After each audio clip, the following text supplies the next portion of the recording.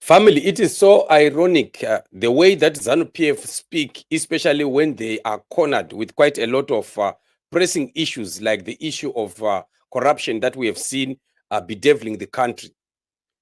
A lot of people who are pressing ZANU PF to come out and speak, for Emmerson Mnangagwa to come out and give a comment, a word about what is happening in Zimbabwe in terms of the corruption that we are seeing, seems like nothing is moving. It seems like ZANU PF is continuously looking the other way and pretending as if all is well, while all is not. And of course, Varakashi, being Varakashi, will have to be coming out with their propaganda and want to speak on behalf of Emmerson Mnangagwa, while Mnangagwa is ignoring the masses of Zimbabwe, who have a right to understand what really is happening in terms of accountability and transparency in his governance. So the ZANU PF patriots are coming out to say that in their report, Comrade ED government has zero tolerance to corruption. Comrades Chimombe and Mpofu bail denial is proof that under ZANU PF government, there is zero tolerance to fraud, corruption, and any crime. Like, really? I don't know who ZANU PF think we are. I don't know what they take us for. Because definitely speaking, you know, I think Varakashi, to some extent, they have a problem. They have a problem of thinking that Zimbabweans are just bunheads and we don't see what is happening.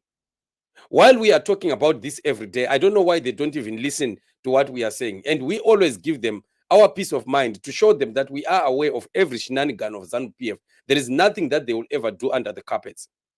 Everyone is aware of this propaganda that they are trying to change here, of what exactly is happening between Chimombe and Mpofu.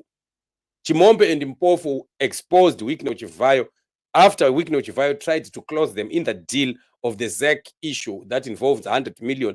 And now that became their issue, that became their problem. And Mnangagwa punishing them is because he does understand that the ZEC issue is a very sensitive issue because it hits directly to him and the throne, as well as the stolen election of 2023 August.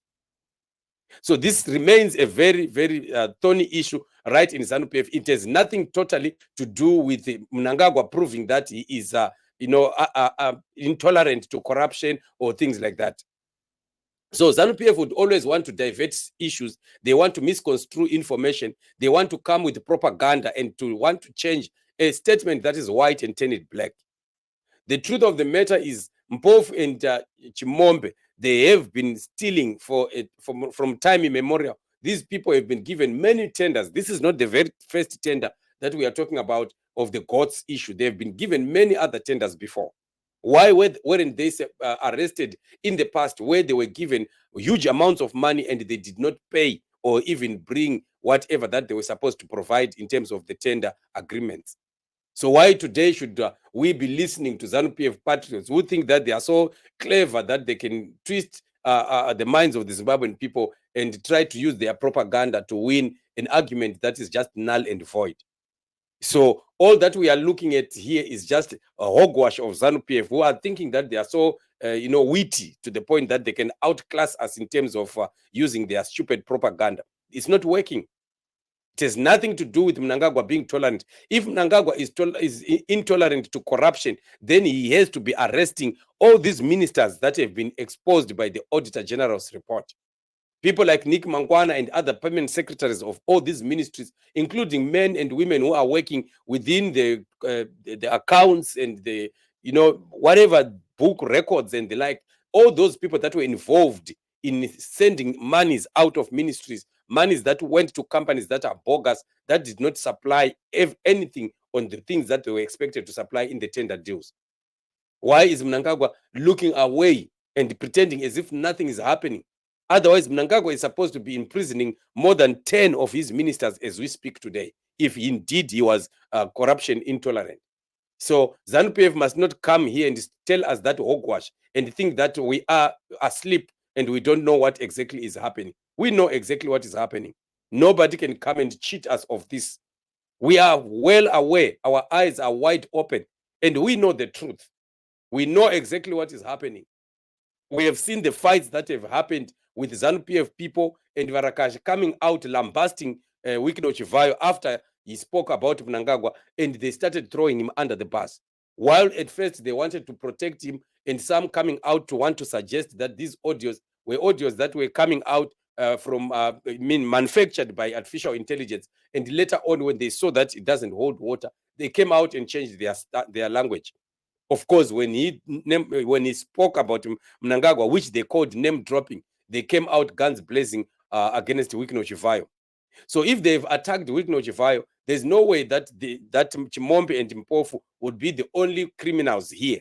Chivayo is equally involved. So Chivayo is also supposed to be going through the same thing that we are seeing Chimombe and Mpofu going through, if indeed Mnangagwa is intolerant to corruption. But of course, we know what is happening. It's just politicking. There is no truth in everything that we are seeing here. It's just a big drama. Mnangagwa and Zanu PF are just playing some tricks, some kind of drama. Of course, that drama is just a foolish drama because it's just clear, like glass. Everyone is seeing it. There is no one who is confused about what exactly is happening right here.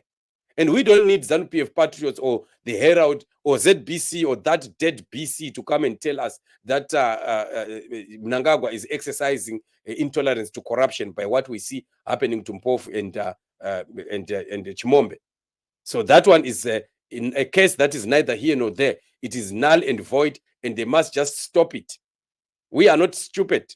We know exactly what is happening. We have the facts. We have even more information than these Varakashis have.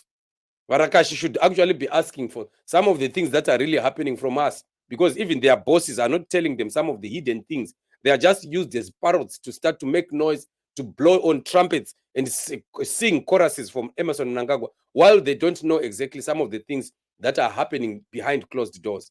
Quite a lot is happening right inside the corridors of ZANU PF, and it's not every Murakashi who knows. Murakashi will just take that phone and sit down there, sit on that laptop or whatever, and want to start to make noise with information that they are not even aware of.